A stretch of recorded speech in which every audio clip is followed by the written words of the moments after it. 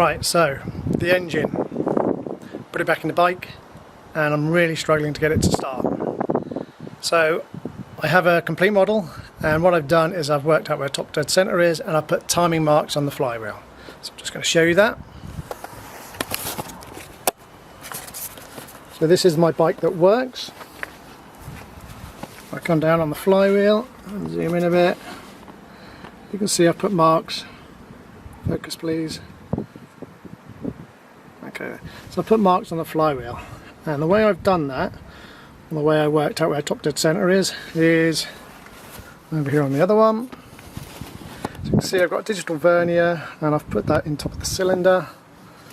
Camera's not right. There we go. And when you turn the crank, you get an indication. So there you go. So it goes up. And if you make a mark at a known point, so let's just say 40, that's 4.0 millimeters, and then go the other way and then come back, make the mark again, and hopefully choose the middle point. So that's how I've done it. And let's say I tried it. Oh, well, obviously I've had to put how many degrees forward and backwards, and the way I've done that is to measure the circumference of the flywheel. It turned out it's 370 millimeters, so it's just over 5 millimeters for 5 degrees. So I've marked that plus and minus 20 degrees, and when I've run this, it actually turns out this is very nearly 25 degrees before top dead center. So I'm going to run the engine and see if it will pick it up on the camera. Okay, I'm not sure if you're going to be able to see this, but I'll give it a go.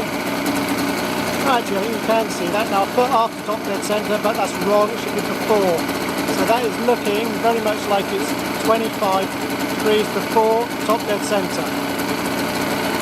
And obviously I've got a timing light. So that's the timing light. I've got a 12 volt car battery providing timing light power, and I've clipped the pickup on the HT lead, on the plug lead. So that's how I've worked out the timing. Approximately 24, 25 degrees before top dead center. And this little bike runs very nicely.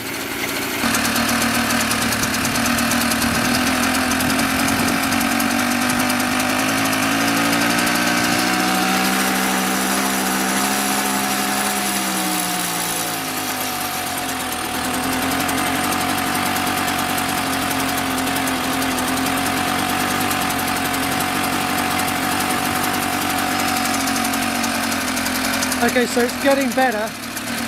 Generally it only runs with the throttle fully open. It's fully open. It still sounds like it's going to stall, and it has. So I probably won't be able to start that now. But it did give me a chance to quickly check out the timing. And with a degree or two, it's about the same as the other one that runs. So I've got good confidence that I've set the timing right and the points are correct and the spark's okay. If anything, I'd say this is about 23, just under 25, where the other one's about 24. So I'm pleased with that. It's now looking very much like it's a fueling issue. I don't know if you can see that, it was smoking like anything. Am I in the picture? My head in the picture? Fantastic. No. So this is seriously wearing me out. I have to get rid of the overalls. So, decompress it.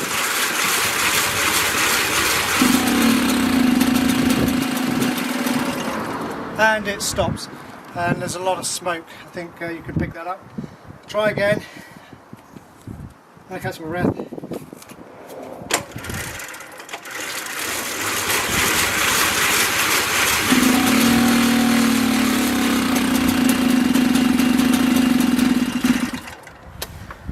Like some easy starting, so that makes a difference. Oh dear.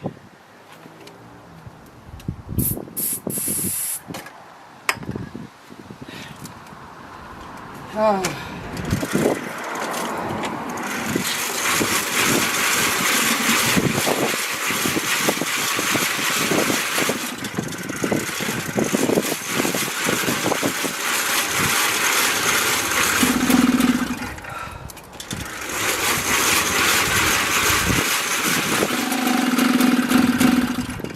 Nope. I'm knackered. Stop. Stop recording. So just to prove it's not me, air open, fuel open, and I'm still tired from doing the other one. It's failing, decompressor works.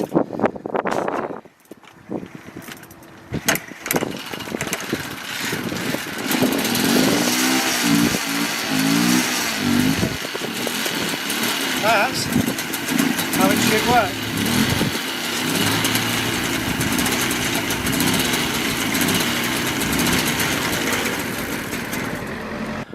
Right, so spark was okay, it was in the right place, engine was timed correctly, so it's looking very much like it's the carb. So I'm just going to have a look at the carb.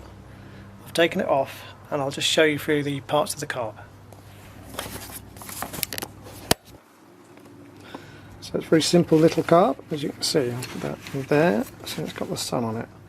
So put that in and put that on. So fuel goes in the hose there and fills up the float assembly. There is a little float in there which goes against the hole up there. So that all looks okay, and the fuel was getting there okay. So that then, once the fuel's filled that float chamber up, there's a little hole in the bottom which goes to this part here. And that is where, I think this is what you call a jet sits. Now that jet has got 215 written underneath. So I've taken the jet out of the other bike, which I know works, and that also says 215. So this is just very confusing. So the fuel goes in there, and I'll zoom in. I'll focus. Right, so you see that hole? It enters that hole, and it can only get up through there, and in the bottom there's a very small hole. In fact, I'll put it towards the sun so you can see it.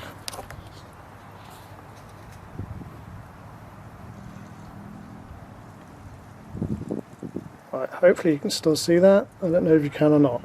Anyway, there's a very small hole down there. Right, so they're both the same jet number. Why does it not work? So I had a look at the other jet. I'll bring that over here. There it is. And if you can see, I don't know if you'll see this, it's the same number, but somebody has drilled it out. So hopefully the fix is very easy. I've just got to put the good jet into this carb, and that will be it. So I'm going to give that a go now, put the carburetor back together again, put it on the bike and see if it runs.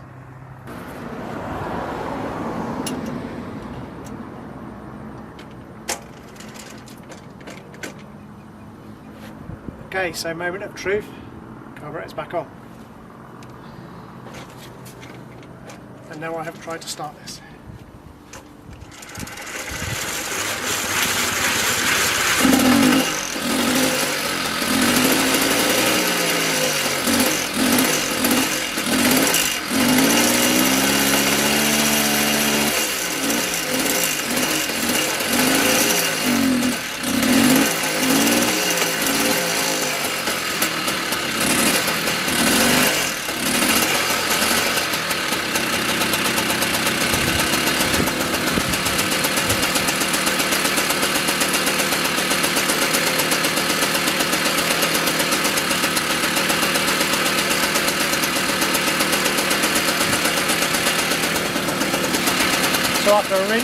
So after an engine rebuild, found the reason.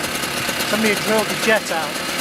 Unfortunately I don't have a spare one, so I'm using the one off the good running moped. And while it's running, I'm just going to let it warm up and see what happens.